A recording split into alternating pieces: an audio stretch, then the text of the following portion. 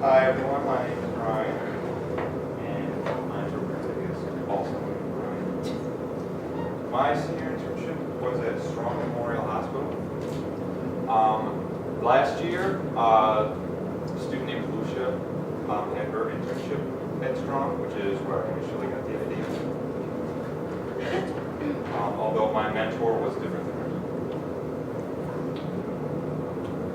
So the goals before I started going to my internship was to mold to the client's needs, which basically means every client has a different language capability. Some might prefer English or more ASL. Some might have a different sign for something than you. And all that my goal was really was just to notice that they have a different sign than mine, or notice that they're more English, and match that, or use their sign.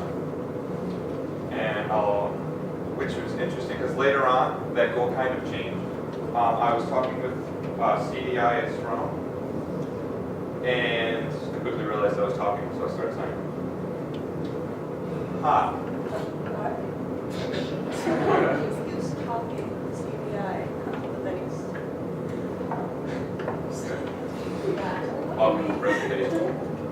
Okay. And he was saying, does the interpreter really mold to the client? Because interpreters' second language is sign language. But the client's first language is most of the time sign language. So really, it's the client molding to the interpreter.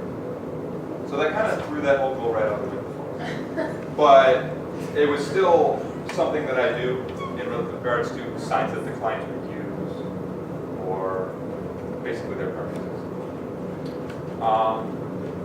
And my second goal was to use the environment to help my message. So, for example, going into an assignment which maybe I don't fully understand or I haven't done before, like something related to the client's heart, maybe they have a heart problem, but I don't really know what's going on. You can look around doctor's offices. The really cool thing about doctor's offices is they like pictures in this position. So using those pictures is very helpful before interpreting and during giving a message. If you want to use a model or something, that's a good idea. So that was just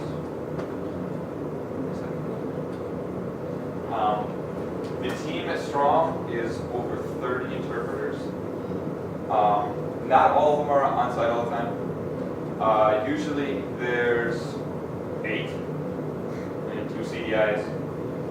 So the last couple days there weren't many people in the office, specifically this day. There were a lot of offsites. So here is, his name's Dan. He is somebody that I actually followed around a lot, and this is a CDI named Will. He's the greatest human being on the face of the planet. It's better than all of you and me. Bye. This is my mentor, Nathan Herring, and the woman at the other side, her name is Kim. She's a scheduler who interprets my questions. So what I learned from my mentor was, when you arrive to assignment, what's the point? Not what's the point of interpreting. What's the point of the assignment?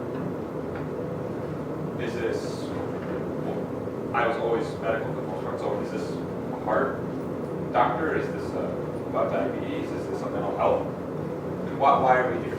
Knowing that, and talking to the nurse or doctor before is huge. It's huge. Like, even now, I'm sure other people looked at like the senior presentations before they interpreted it. She couldn't say this morning. But it's kind of related to that. And there will be good and bad times. I struggle a lot with mental health because, mental health. And one of the reasons I struggle is I don't have a deep vocabulary for some things that I think most people will understand. So, quick quiz. How many signs do you guys have for primary care doctor? Give them. Okay, yeah. Okay, no, keep going. If sick, where you go. Yeah, okay. That's what I was going to say. So, PCP, regular doctor, what happens if they don't get that? You still don't know. What do you mean you don't know what a primary care doctor is? What do? You know when you're sick? Yeah, hang on, doc, hold on. You know when you're sick? You get cough, you sneeze, where do you go? Well, I go to my mom. No. What doctor do you see? You know, you go every year for a physical exam. Who's that? That's your primary care. Okay, that's the name of the primary care doctor. So that, having to do that, I love being able to control the situation more. So that was a good and bad experience. Because if it wasn't like mental health and I could control the situation, I felt like on top of the world, even though I'm not. And at the same time, meeting a client that doesn't get what I'm saying and thinking, am I making a mistake? Am I messing up? When in actuality it's not always the case. So that was interesting. And because of that, I realized that, yeah, it's always a learning process.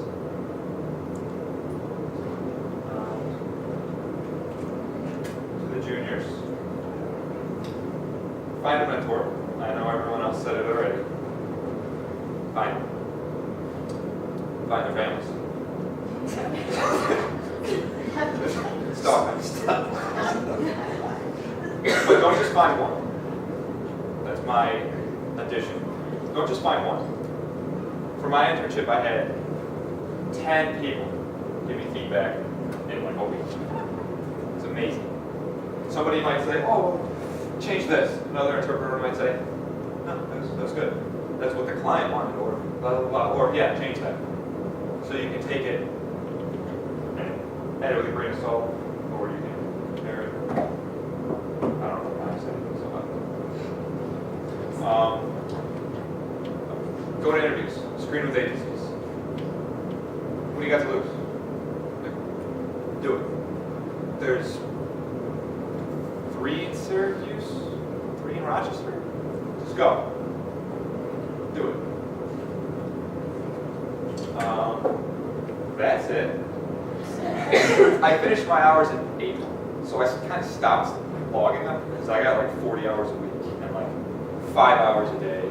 Some days just like hands up, and I get home house, so I like stopped logging at like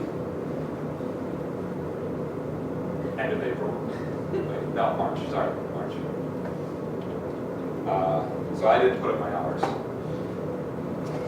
Are there any questions? Because I'm the last presentation. I'm the one that's keeping you here. Are there job opportunities there? Like you're gonna apply? For where? For Strong?